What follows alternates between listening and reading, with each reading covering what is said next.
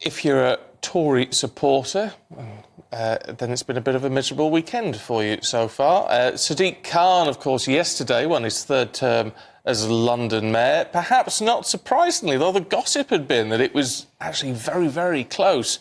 Turned out that was not the case.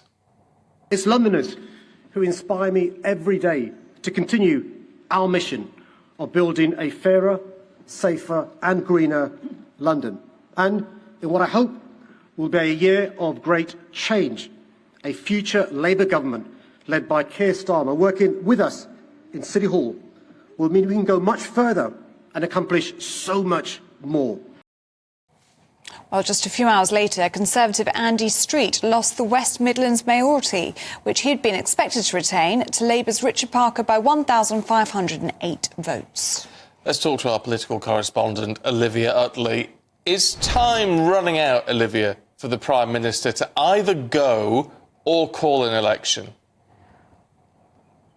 Well, it feels hard to downplay the importance of losing Andy Street in the West Midlands. Andy Street is an incredibly popular, hard-working, experienced politician. Everyone who knows him thinks that he's done a very, very good job in the West Midlands. And actually, during his campaign, he pretty much wiped the Conservative Party from all of his campaign literature. He was essentially almost running as an independent. But the very name Conservative managed to make him lose in the West Midlands last night, only by just over 1,000 votes. It was very, very tight indeed. But that is a real morale blow for the Conservatives. It was a miserable weekend in the local elections. And the idea of hanging on to the Tees Valley and the West Midlands was the only thing that were keeping the Conservatives going. Yes, they did manage to hang on to Tees Valley, all with it with a very reduced majority. But losing Andy Street in the West Midlands is a real massive blow.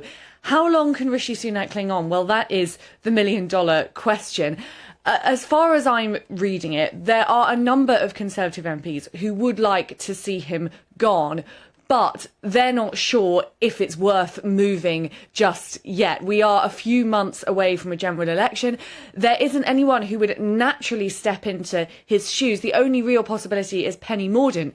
And looking at the polling at the moment, Penny Mordaunt looks quite likely to lose her seat at the next general election. And obviously it would be hugely embarrassing for the Conservative Party if their leader were to lose their seat, if the Prime Minister were to lose her seat at a general election. So most MPs seem to be keeping their counsel for now, but it could get increasingly difficult over the coming days and weeks. One aspect of these shattering local election defeats is that the Conservative Party is going to lose all sorts of volunteers, those all-important people who go and knock on the doorsteps, go and deliver the pamphlets, etc.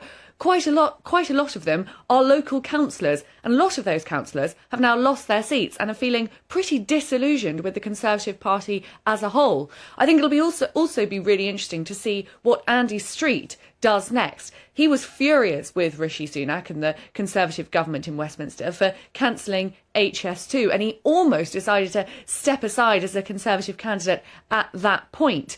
Last night he delivered a very gracious resignation speech, but in the days to come it could be that he turns on the Prime Minister and the Conservative government. And it might be at that moment that could be the straw that broke the camel's back. There are plenty of Conservative MPs who want Rishi Sunak gone, but I think they're going to need a push in that direction, whether from Street or from someone else. It feels like there is a camel with a very bad back and there just needs to be one straw to break it.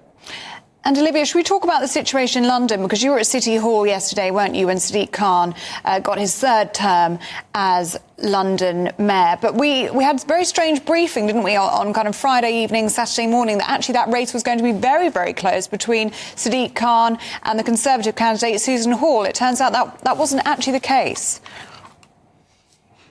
No, I mean, it really wasn't very close at all. Sadiq Khan won by 10 points, which is pretty phenomenal, really. I mean, it was closer perhaps than other contests in the rest of the country, but no, there was no chance at all that Susan Hall was going to win. The fact that Sadiq Khan is a bit less popular than the Labour Party as a whole, the Labour Party as a whole is polling about 26 points ahead, whereas Khan only won with 10 points, suggests to some Conservatives that maybe if they'd put up a better candidate in London, it is possible that maybe they could have won, or at least given Sadiq Khan a real run for his money. Susan Hall's campaign was pretty gaffe-prone. She's not a particularly experienced politician. And there are plenty of Conservative activists who are now very, very annoyed that she was the one who was put up as the candidate. There are rumours that Richard Holden, the chairman of the Conservative Party, might have to stand aside, as Oliver Dowden, the former chair, did in 2022 after the last set of bad local election results. So that rumour absolutely turned into nothing at all. Sadiq Khan stormed to a pretty spectacular victory. I was there in City Hall as he stood up for his victory speech, and the dislike between him and Susan Hall was quite something to behold. There was a moment where he wouldn't even shake her hand. This was a pretty nasty campaign, very difficult campaign, and yes, Sadiq Khan has won it fair and square in the end. OK, Olivia, thanks very much indeed.